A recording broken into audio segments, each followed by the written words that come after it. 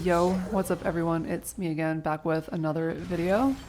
And in this video, I wanted to share with you guys a build that I've been working on in SSF, which I call AMP, which basically stands for Archmage Melee Poison. So the main idea of this build is to leverage the attack damage aspect of Whispers of Infinity. So as you guys know, Whispers of Infinity grants you flat added chaos damage depending on your mana pool. And then I also realized that if you have a high mana pool, you can also use Arcane Cloak to give yourself a very large amount of lightning damage as well.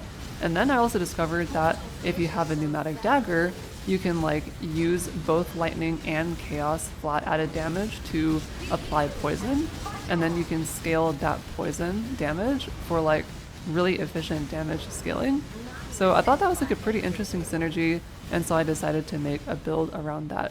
It's like Archmage Melee Poison, right? Get a bunch of flat added chaos and lightning damage, and then scale poison. And that was basically the main idea, and here you have some footage of the character that I built. This character is level 96, this is just a feared thing. The fight would have gone faster, but I kept getting slowed, which was really annoying, but still managed to take it down deathless in the end. But yeah, the build is interesting. It has its pros and cons. I don't know if I would recommend anyone to play this build because of the difficulty in setting it up, and I think there's also better alternatives. I also think Mamba is maybe strictly better than this, but I wanted to do a different take than that because it's meta. So we ended up with this build. And so what you're seeing here basically is Viper Strike, which is the single target setup. And then for mapping, I was using Pestilent Strike. I'll go into these skills in a little bit more detail, but that's the main idea, just Viper Strike and Pestilent Strike. But yeah, this character is a Pathfinder, Flask Finder, just good ascendancy for the poison. And yeah, it's Mind Over Matter, so it's actually Mind Over Matter and Corrupted Soul. So it's classic Archmage tech, right? Just split the damage between life, BS, and mana basically equally. And I'm also using a General's Cry Blade Flurry setup in this build as well, which you can see popping off every now and then. And the General's Cry Blade Flurry setup actually works out pretty well because all the added damage in this build is global. So you get quite a bit of damage from that as well. So yeah, it's Pestilent Strike, Viper Strike, General's Cry, Blade Flurry, Mind Over Matter, Corrupted Soul, Pathfinder. Yeah, that's the build. So as you can see here, the damage is pretty okay. It's a T, it's a T17 map, and yep. Okay, so this is the POB for the character. The main idea is that we are a Pathfinder that uses Viper Strike for single target, and then Pestilent Strike for clear. And the fundamental of scaling damage in this build is that Whispers of Infinity is giving us added attack chaos damage per maximum mana. So we're basically trying to get mana as high as possible. And to illustrate how much damage we're getting from this, I have this sample POV over here. And in this POV, I have a Pneumatic Dagger with triple T1, right? Which is pretty good. And then we also have Whispers of Infinity, and then we have 5,000 mana, which is roughly the same as I have in practice. And if you go to the calcs, you can see that T1 is 300 fire, 300 cold, 300 lightning. And then we're actually getting 1,000 to 3,000 chaos just by having 5k mana, which as you can see is really high. This is very much higher than the flat T1 elemental damage mods, right? In addition, Arcane Cloak is also giving us 1,000 to 1.8k lightning damage. So it's actually very, very efficient to scale damage using mana, using Whispers of Infinity and Arcane Cloak. So that's the fundamental of the build, just getting attack damage that way. And then the only awkward thing though is that the damage is half lightning and half chaos, right? As you can see here, Arcane Cloak is giving us added lightning damage. So the only way to really scale added lightning and added chaos together is poison. So that's the reason why we're going poison with Pneumatic Dagger, so we can make all of our damage contribute to poison, and then we can just scale poison efficiently. So that's like the overarching idea of the build. And then because we have a high amount of mana, because we're using it to scale damage, we can also use Mind Over Matter to give us a lot of defense. And we can also recover the mana because we're an attack-based build. And with just 2 points, we can leech 1% of mana, basically. So I have like 1000 mana leech in this character, which is like pretty good. And then in addition, we're also using the Corrupted Soul tech, which is pretty common in Archmage builds, where you basically use either Replica Soul Tether, which I'm using here, or Glorious Vanity Doriani to split damage 50-50 between life and ES. And also being an attack-based build, it's with the same node that leeches mana, we can also leech life. So we have like 1000 life leech in this POB as well. And then, yeah, and then we also have Energy Shield, also very efficiently. We're getting 15% life as ES from Corrupted Soul in this case, or yeah, from Corrupted Soul, and then also Replica Soul Tether gives more as well. In addition to that, I'm running a Rune Graft, which is 40% increased defenses, which affects evasion and ES on this build. And also another thing that I got lucky with, which is not needed, is that I have 2 evasion prefixes on my rings, which allows me to run the evasion and ES mastery, giving another 20% increased ES. So as you can see, the ES increase from tree is only 35, but with those things that I mentioned, and with evasion ES gear, we can actually get like 3000 ES basically like for free, which is pretty cool. And then, yeah, so that's basically the idea of the build.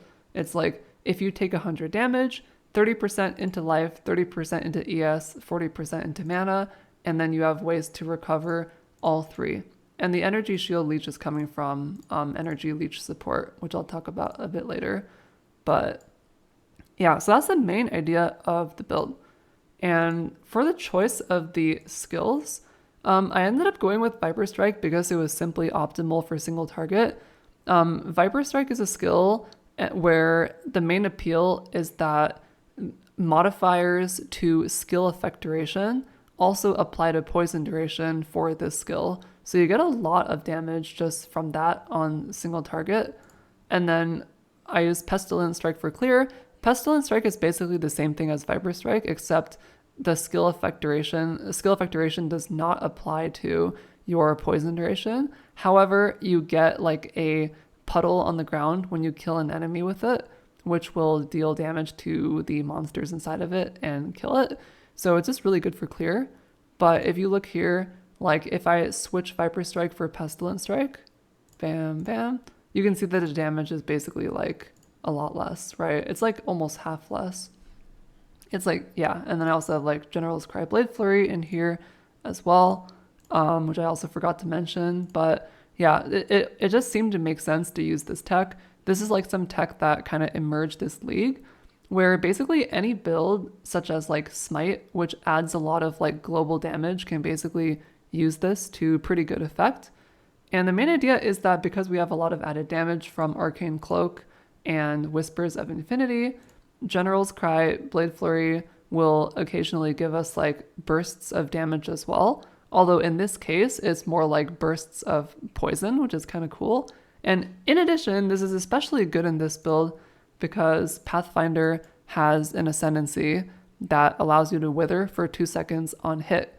And General's Cry, if you have 6 dudes, every time it procs, which is like every second, it will spawn like 36 attacks at least. Because I think it's actually more than 36 because I believe they continue channeling for a little bit at the end, like once they reach 6 stacks of Blade Flurry, which has a maximum of 6 stages.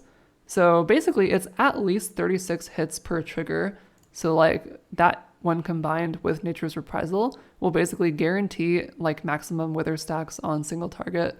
So that's like an additional synergy of the build. And I think that's like a pretty good high level overview of how the build works. In this POB, we do hit dot cap between Viper Strike and General's Cry Blade Flurry. So that's pretty cool. And then yeah, it's enough, and everything just seems to work. And then with regard to defenses, as I mentioned, we have pretty good recovery. We split damage between life, ES, and mana. We have ways to recover all of this, so it's good. And then defenses is just evasion, spell suppression 100%. And then also being a Pathfinder, we can scale a bit of flask effect to achieve 83 all res. And that's the main idea of the build. And we also have Fortify because I run Fortify support, which ended up being optimal, which I'll explain later. But yeah, that's the main overarching idea of the build. Okay, so getting into the skill tree, it's pretty straightforward. The main idea is that we want to take all the mana nodes that are available. So if we search for like increased maximum mana, you'll see that we basically path into every mana node that we have access to. You know, just click all the nodes that say mana. It's very straightforward. This node in particular, Druidic Rite, is really good. With just this Druidic Rite node and no other investment into flasks, we're actually able to get 100% uptime on all flasks. So that's pretty good. In my game here, you can see that the flasks are 100% uptime. All you need to do is take that Druidic Rite node and then get one like increased recovery mod on all these triple LE flasks. And as you can see, they are 100% uptime. So that's pretty good. It's pretty efficient. You have 100% uptime just with like this 2-point investment, which is pretty good. And then, yeah, other than the mana nodes, we take a couple of suppression nodes, as you can see here, Inveterate and Quickstep, grab some life nodes, you know, Heart and Soul, Cruel Preparation, Blood Drinker. I would also like to point out that between Blood Drinker, Mind Drinker, and Soul Thief, we have 2% of life, ES, and mana on kill. So in mapping, you're basically like always full on all your 3 bars. So it's pretty good. And then other than that, we take some poison nodes. I think it's really good to take Fatal Toxins and Swift Venoms. They both give a good amount of damage, and the 2 masteries are really good. Poisons deal 300% increased damage on non-poison enemies is really good for mapping, basically mandatory. And then this 20% deal damage faster also is really good for mapping as well. So just take that. Leech Wheel, pretty self-explanatory, you know, recover life and mana. And then I decided to go for Instant Leech. I thought that it felt the best. Yeah, I just like Instant Leech. And then I take 1 Dagger Wheel here, which is just a little bit more damage. I actually forgot to put the 8 stacks of poison. So it's actually like more damage. It's like 8% more damage than what was shown before. Yeah. So I take this Dagger Wheel, just gives damage. And then I take this 1 damage over time wheel. I think it's... Alright, I don't know what's happening outside, but... Alright, let's wait for it to go by. Yeah, whatever. That's what happens when you like live in... Never mind. Anyway, so I think it's good to take 1 damage over time mastery. I just have 1 here. This 30% effective cruelty helps your cruelty hit 40% when you're fighting bosses. So I think it's really good. There's also another one you could take here, Acrimony, but it's like kind of far away. So it's like whatever. I just take it here. And then, yeah, Evasion ES Mastery gives efficient ES. You don't need this. I just happen to have it. Ghost Dance because why not? And then, yeah, that's it. And then I also am running 1 Cluster Jewel setup here. It's pretty straightforward, just 8 passive chaos, and then 4 or 5 passive chaos damage over time mediums. The small jewels can be whatever. I just have this one here for damage, and then this one here for phasing. I really do recommend running 1 jewel that gives phasing on kill. Ideally, it's like 7% or 8%, but 6% is good enough. Other than that, you just want like life mana damage or like a Watcher's Eye, that which would definitely be good as well. I didn't even have a Watcher's Eye because I'm SSF, so whatever. And then for the cluster setup, for the mediums, you're really looking for this 1 node called Eldritch Inspiration. This node is really good. It's like increased damage, increased mana, and also mana regeneration rate, which is like nice to have as well. So I rolled my clusters just looking for Eldritch Inspiration like +1. The other one can be whatever. doesn't really matter. I just happen to get wasting affliction, so whatever. This is actually only giving me like 3% damage, so I don't even know if it's worth it, but whatever. However, there is one node that you definitely want in the build, and it's called Dark Ideation. And this node can appear on mediums or larges, and it basically gives you 80% increased damage in this build because you have really high max mana. I also need to point out that this node does not stack with itself, which is kind of weird. So if you have like 3 of these, only one of them will work. It's kind of a weird interaction. You can look it up. I was surprised by it, but yeah, the main idea is you only want one Dark Ideation somewhere, whether it's on the medium or the large, doesn't matter. This large ideally would be 3 passive, so I could have another notable here, but I wasted like 200 chaos crafting it in SSF and didn't get it, so whatever. I'm just writing it like Dark Ideation, and that's it. But that's basically it for the tree. And then with the remaining points, I just go over here and take some random stuff. Fangs of the Viper is just nice to have. Damage, movement speed. Sleight of Hand is like pretty efficient as well. Attack speed and damage. And that's basically it. You know, that's the tree. Okay, so getting into the skills now. So the main link is basically just this. It's just Viper Strike with 5 supports that benefit it. The most optimal supports are these that I have listed here. Cruelty gives you like 24% more damage with hits and like 40% more damage with poison. So it's really good. And with this Cruelty Mastery, it's almost always at like 30 or 40%. So it's pretty good. Multi-strike is also pretty optimal. It just increases your attack speed a lot for like these strike builds. So you get a lot of damage from this. And then Fortify is good as well.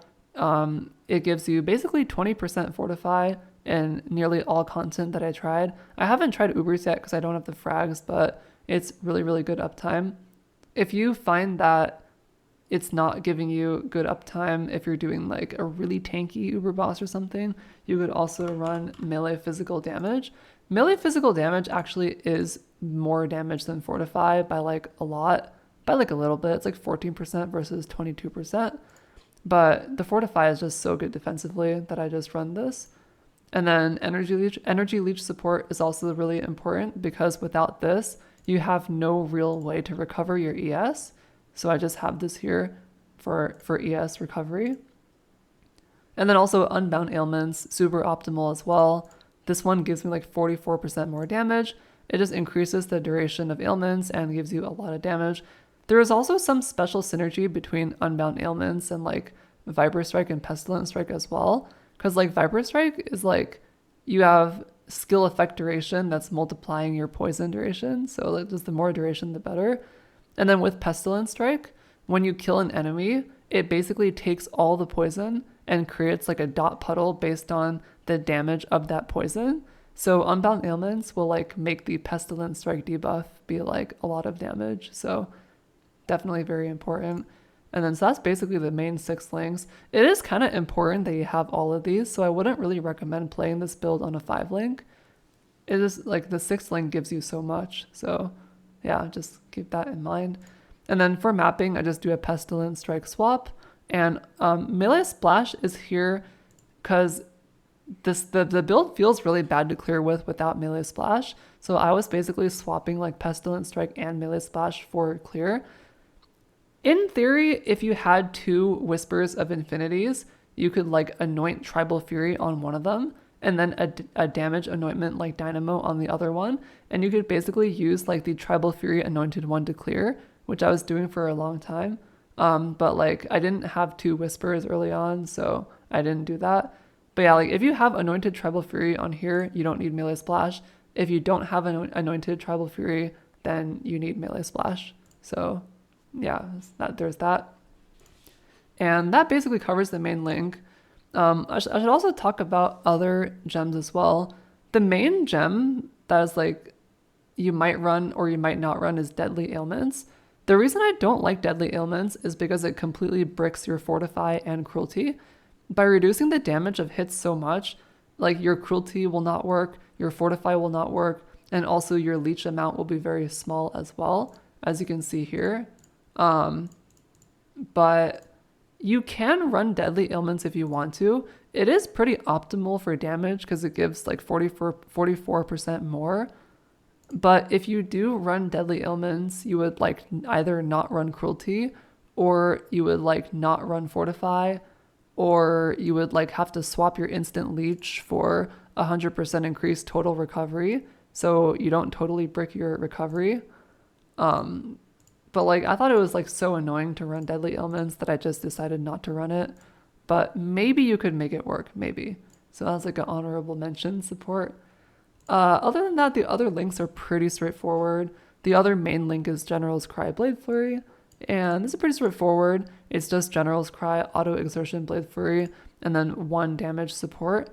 I decided to run Chance to Poison because in my setup, I have 100% chance to poison with Viper Strike and Pestilent Strike because the gem has chance to poison on it, but Blade Flurry, of course, does not. So I run chance to poison to increase the poison chance of this mainly. If you go here, you can see that Blade Flurry has like a 90% chance to poison, I believe. Yeah. So like getting that 40% chance to poison is really important. So, yep. That's like the main link. And yeah, to reiterate, this does damage and it also applies Wither. If we isolate that in here, you can see that General's Cry, Blade Flurry.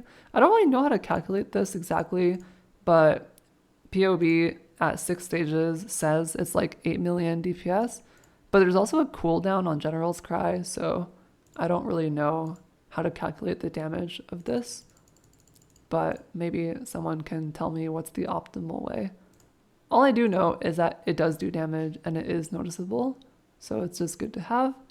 And then let's go back here. Yeah, and then the other stuff is pretty straightforward. I'm running Arcanist Brand Despair Desecrate. Desecrate helps us create corpses for General's Cry, and then Despair is just huge damage. Movement is just Flame Dash and Whirling Blades. I have to run Flame Dash instead of Frostblink because otherwise Withering Step is going to like consume the charge of it. And then speaking of Withering Step, we just have Withering Step here. In a perfect world, you would replace AoE with Enhance. Because if you had like a level 4 Enhance, then the quality of Withering Step would make it grant more withered debuffs. But I didn't have Enhance, so I just ran increased AoE instead. But ideally you have Enhance. And then finally we have Arcane Cloak. I'm running Arcane Cloak more duration. I want the duration of Arcane Cloak to be as long as possible because it really is a huge part of the damage of this build. As you can see, if I turn it on, I gain 34% more damage in addition to whatever defensive buff it gives. So it's just really good. And then I had like a free link here, so I just put Val Haste and I just like press this button on single target. It gives me like, it's like not necessary. It gives you like 7% more damage, but like why not? You also could not run Val Haste and run like efficacy support to like make Arcane Cloak last longer. Maybe that's good, but whatever. Maybe that would be better actually. I'll put that here as a note because efficacy support is like 24% more duration on Arcane Cloak. Maybe that's better than 7% conditional damage. I actually think it's like always better actually. I'm going to change my build to use efficacy. So yeah, just maximum duration Arcane Cloak. And then that's basically it for this. And then for the item setup here. So there's kind of a lot to cover here. The main thing is that you need Pneumatic Dagger. Pneumatic Dagger is mandatory for this build because without it, Arcane Cloak will not allow you to inflict poison damage using the lightning damage from it. So this is mandatory. You can get this from Heist. I ran some probability calculations and it turns out that you have a 2% chance per wing to get 1 or more Pneumatic Daggers. So on average, if you do 50 wings, you should get 1. So it's like not that bad to farm. You can obviously go dry, but you know, it's worth it because it allows you to, you know, play the build. But yeah, this basically allows all your damage to poison. So you definitely need this base. As for the optimal one, it would technically be optimal if the fire damage roll on this was mana. That would give me more damage, and also more survivability as well. I should probably recraft this to have mana and chaos damage and attack speed, but I'm just too lazy. But basically, you want like mana, chaos damage, and attack speed. If you don't have mana, you can also just go for like double damage prefixes as well. It's fine. But then you definitely want a multi-mod chaos.multi and hits can't be evaded. Without hits can't be evaded, you have a really hard time capping accuracy. So I think it's mandatory to multi-mod that on. And then for the shield, for all the gear, I'm basically just running evasion ES gear with basically life, mana, and suppress. So all these 5 items here is just life, mana, suppress, essentially. That's basically it. If you can get a little bit of ES here and there, it's good, but life, mana, and suppression are the most important. Mana specifically is the most important stat, followed by life, followed by suppress, followed by ES. And I guess on the glove, you want attack speed, and on the boots, you want movement speed, of course. And then as for ailment immunity, I'm running Brine King and Giricon Pantheons in conjunction with 1 craft of reduced effective chill and shock, which you can get on the gloves or the boots. I have it on my gloves here. And then for the implicits, it's pretty straightforward. There's like all the implicits are like pretty clear, like which one is optimal. So on the helmet, it's just taken as, and then despair curse effect. Body is taken as, and then flask gain a charge every 3 seconds. I guess I forgot to mention that earlier, but like this flasks gain a charge every 3 seconds mod with Druidic Rite, with Pathfinder Ascendancy, with 1 sustain mod on the prefix of Ruby, Sapphire, and Topaz flasks, allows us to get perma uptime on these 3. So yeah, you definitely want to get that implicit on the body. In an ideal world, this would not be a quilted jacket, it would be a torturer's garb, but I dumped like 1,000 fusings into a torturer's garb and it just refused to 6-link. So I'm using a freaking quilted jacket, which is honestly really tilting. But yeah, if you had like a high-end torturer's garb with like 4K evasion and like 400 ES, that would be really optimal. But you know, SSF life. And then on the gloves, you definitely want the strike skills target 1 additional enemy. That just helps a lot for clear and single target. If you don't have this, you can like get it here on this wheel here, multi-shot, but it's like not optimal because it's like 5 points. So you definitely want to get that on the glove. And then getting suppress also helps you hit cap. So it's pretty good. And then on the boots, you definitely want action speed and then poison deal damage faster. You also could make a case for rolling for like cooldown for your war cry, for General's Cry. Let me see what are the options here. So if we go like this. Cool. Yeah, so you could technically make a case for like getting General's Cry CDR, which would also make your damage go up and your clear. You could also get normal CDR, which would make your Arcane Cloak cool down faster, which would also give you more damage. But I decided to go for poisons deal damage faster, which is probably not optimal. In fact, I'm going to change this to General's Cry cooldown, because this probably gives you the most damage. Because like Arcane Cloak doesn't need 5% CDR, but like 15% CDR on General's Cry probably is optimal. I'm gonna modify this item to have that. Yeah, I just thought about that. But yeah, we have this, and that basically covers everything from the gear. Amulet is just Whispers of Infinity. So on this item, you can and should use the Noxious Catalyst on it. With 20 quality, it literally is like 20% more damage. So I try to divine this for like a high roll and then just like catalyst it. The best way to get that catalyst is actually heist. And interestingly enough, if you're farming this build, like in the time it takes for you to farm Pneumatic Dagger, you probably can farm 20 Noxious Catalysts just like clicking on the catalyst things. So yeah. Anyway, you want Whispers. It enables the build. Try to get a high roll of added attack chaos damage and then catalyst it with Noxious Catalyst. That's basically it. And also try to get one with a low roll of reduced maximum mana, because that will also help you a lot. And then for the anointment, there's like a couple options. So I have anointed Dynamo here, which is pretty cheap and pretty good. Dynamo gives you mana and also guard skill duration, which allows your Arcane Cloak to have more uptime. So that's really good. In an ideal world, you would actually anoint this with, let's see if I can do this. So in a perfect world, you would anoint this with Crusader. And Crusader is a node that it gives you 8% max mana and Transfiguration of Mind, which allows increases and reductions of mana to also apply to all damage. So it's like really optimal. This build has like 302 mana from tree, right? 302.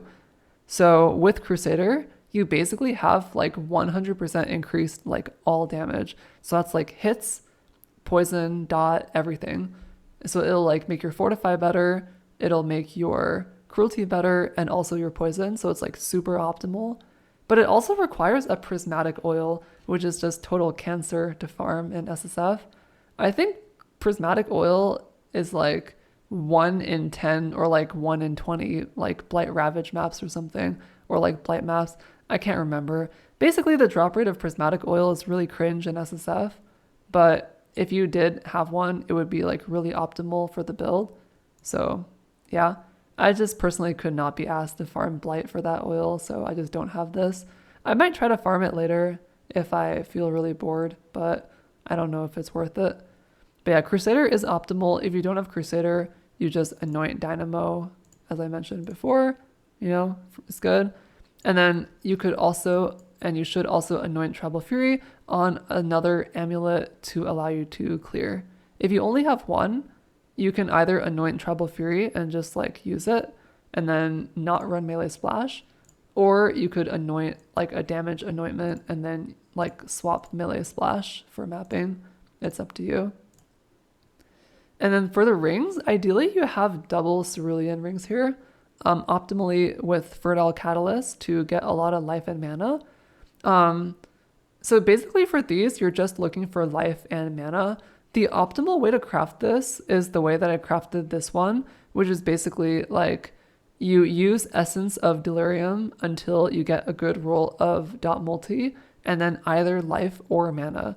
Then you annul everything off and you do multi-mod life or mana, whichever one you didn't get, and also min frenzy. And this ring gives you like a shit ton of damage, right? It's like attack speed, life, mana, dot multi, and like percent mana. So it's like really optimal. However, the main downside of this ring is that it doesn't give you any attributes or res.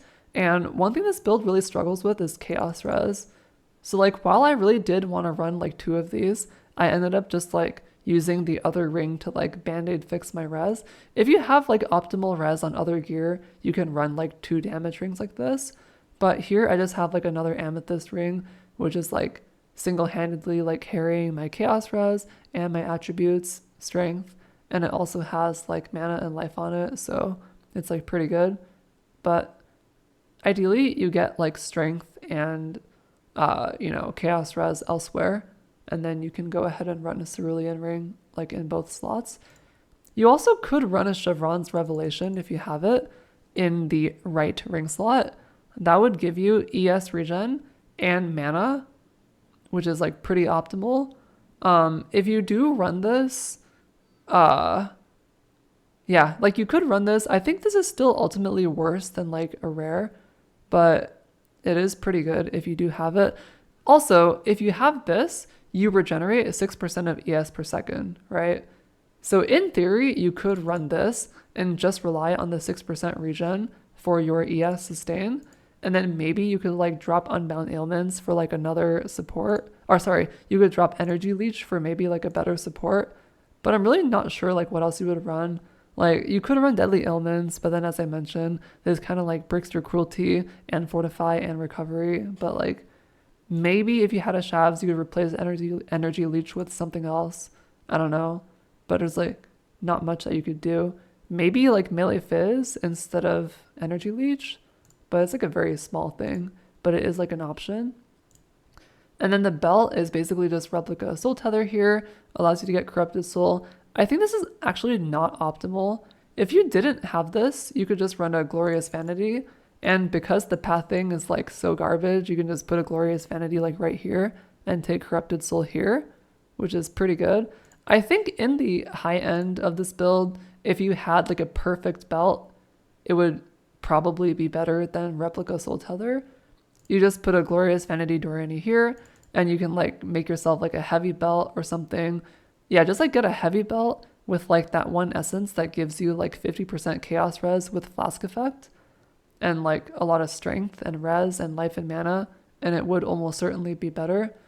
But one thing about this build that's kind of annoying is even though this build really benefits from using a glorious vanity, you actually can't really farm it on this build because like the poison proliferation from Pathfinder and the poison proliferation from Pestilent Strike is like, it's not like, it's not big enough to clear Legion. So like, it's kind of annoying.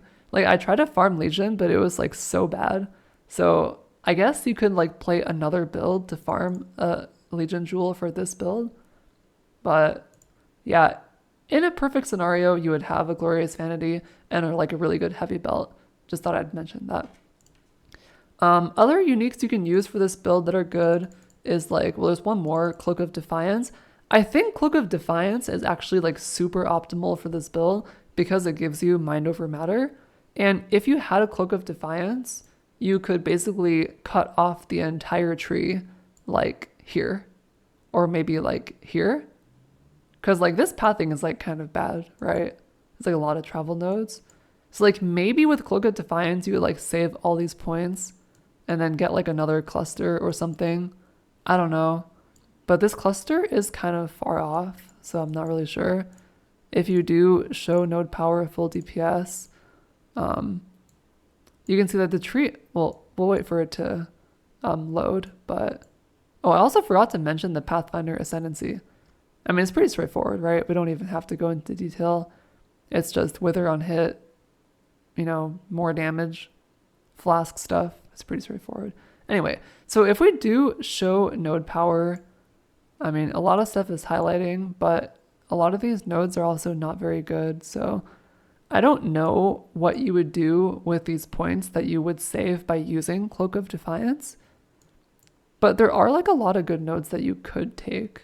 So anyway, what I'm saying is maybe you could use Cloak of Defiance and then like save points, but also maybe an optimal necrotic armor is better. I don't know. I don't have a Cloak of Defiance, so it's whatever. And then for the flasks, this is also pretty straightforward. The 3 flasks that are perma uptime are Ruby, Sapphire, and Topaz. Just get 1 recovery mod on the prefix. And then for the suffixes, you get to choose 3 that are perma uptime. I've just decided to go for movement speed, evasion, and then all res. It is good. And then this Quicksilver, I decided to put reduced affected curses, because why not? And this is not 100% uptime, but it doesn't really matter because it's Quicksilver. And then I also run a bleed immune life flask because it helps. And then that's basically all the gear for this character that I have. Yeah, and then the config is also fairly straightforward. We have Fortify from Fortify support. We are leeching energy shield for energy leech support. Wither is 15 between Withering Step and Nature's Reprisal Ascendancy. And then we have 8 poisons to allow for this Dagger Mastery. And other than that, everything is pretty straightforward. And yeah, that's it. And then, okay, then finally moving on to the Merc. So for the Merc, there's 2 that you could run. The most optimal one for damage is Wither Touch, because this one has Malevolence and Temporal Chains. It also deals a little bit of damage itself, and you can give it Dying Breath, which is a huge amount of damage. It makes your curses better, gives you damage, and increases the effect of malevolence. So this one is optimal for a single target. Also possible is Blade Bitter. This one is optimal for mapping because it gives you malevolence and grace. So like if you're doing like T17s or like T16s, this one is probably optimal. But if you're doing like a boss or like an invitation, then the Withered Touch is optimal. So yeah, you have that. And then for the gear, most of it is pretty straightforward. I have just like whatever bullshit here, but in an optimal world, you would have this. So this is basically what the Merc has. So in a perfect world, you would have the helmet would be either Leer cast for 50% increased damage, or a hunter helmet with nearby enemies have -9 chaos res. That can only roll on eye level 85, and I didn't happen to have one, so whatever. But like Leer cast is like good too. And then in a perfect world, you would also have the Eternal Struggle with Exarch Influence giving 15% cull, but I didn't have that, so I'm just running Shaper's Seed, which is not really doing very much. I also don't have an anointment because I'm lazy, but yeah. In an ideal world, you would have Eternal Struggle with 15% cull, anointed with influence for a 14% aura effect. And then, yeah, just malevolence.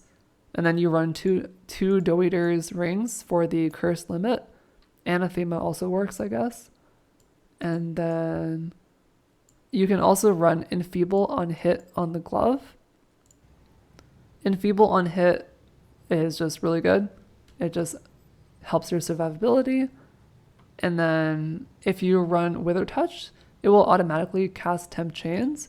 But if you run Blade Bitter, then you need a Temp Chains on hit glove. Ideally, this would be Asenath, but you know, I didn't have Asenath, so I just corrupted Evasion ES rares until I got this. It's like a 1 in 80. So there's that. And then Dying Breath, really good for Wither Touch. The gloves and the belt, I mean, the belt is ideally Cam's Binding, but I didn't have one, so it's just whatever. And the boot, I just have like Sapped Ground, but can be whatever as well. I like to use the boot slot to like cap the res of the Merc. And then for the body, you have a couple options. You can either use like a rare like this, just like Malevolence effect, or you could use Victario's, which is a little bit worse than the rare because it has less aura effect. You could also use this thing that I just got recently. Where is it? Oh, you could also use Cosprey's Will for additional curse if you have it. Or Garb of the Ephemeral, which is pretty meta. But this drops from, I don't even know, like Cortex, I think. So it's pretty rare. But it's like crit immune and like slow immune. So like maybe you could use it. But I just decided to keep it simple and use like an aura effect body armor. And that's basically it. Obviously, you know, I'll have the notes for the optimal Merc in the POB. I'll add them after the video, but yeah, that's basically it. And then if you have Blade Bitter, you can also give him a claw called Al De. And Al De, I don't know how to pronounce that. It causes enemies that you taunt to, it causes enemies that the Merc taunts with Abyssal Cry to explode for 8% as chaos damage. So it's pretty good. This Abyssal Cry is only 1% explode, but Al De is like 8% explode. So it like sometimes will help your clear, and it also improves the CDR of Abyssal Cry. So that's like kind of cool, but it's like a very small thing. You could also just run like claws that blind on hit on this one. So just whatever. So that's basically the Merc setup. And yeah, I'll have notes in the POB. Yeah, that's basically it. Cool. And then I guess I can also just quickly mention like areas of improvement for the build. So this build apparently is dot cap between the main skill and General's Cry Blade Flurry. But that being said, I think there are ways that you could make this build better. I don't know how easy it is to like do this stuff in SSF, because this is basically as good as I could get the character with like what I had in Self-Found. But like the most straightforward ways to improve this character is like, I think using Garb of the I think using Cloak of Defiance is probably the #1 thing that would make the character better. It's just that saving all these points just has to be good. So that's probably the #1 thing that would make the build better. The second thing that would make the build better is like getting a huge roll of mana on the weapon. That would also make it better. Using a Watcher's Eye would also make the build a lot better. Either like life as ES or like mana as ES or like malevolence multi, just like any Watcher's Eye would be an upgrade. If you had like a Light of Meaning crit chance, you could also put it here and go crit with Perfect Agony. This is something I did not do just because in Self-Found it's really hard to cap crit chance. And you would also have to like craft a totally different dagger. I mean, you could just like put crit chance on the weapon instead of chaos.multi and then run like a diamond flask with like crit chance and then like spec into some like dagger crit nodes, of which there are many. But even like building all of that, I found it to be really hard to cap crit. And the thing with Perfect Agony is that non-critical strikes cannot inflict ailments. So it's like kind of annoying. But the main idea is if you have perfect gear, if you have like Light of Meaning crit chance, if you have, I don't know what else you could even have that would make your crit chance go up, maybe like, I don't even know, a cluster setup or something, then if you had everything, Perfect Agony would probably make the build better. But I think it's really hard to do that in SSF. So yeah, but that's something that you could do. What else could you do? There's also a node on Cluster Jewels called, I don't even know what it's called. So there's a node on large chaos Cluster Jewels that is like explodey. If we go like chaos damage. Yeah, so there's like one called, wait, where is it again? I thought I just saw it. I didn't see it. Hold on. This one, Unspeakable Gifts. Yeah, so there's a node called Unspeakable Gifts, which gives you like 10% chance to explode and deal like a quarter of damage, a quarter of max life as chaos. This is really good for the build, but it's also really hard to roll. Like the chance that you get this is like very low, but if you had this, it would be good. And even better would be like if you had Cloak of Defiance and then you take these points off and get another cluster up here. And then you get like 2 large clusters and you get like Unspeakable Gifts on both. Then you have like 20% explode. That would be like super optimal, but it's really hard to roll this. And you also need other ones like Dark Ideation. So that's just like luxury, but that would make the clear of this build like really good if you had that. Trying to think what else would make the build good.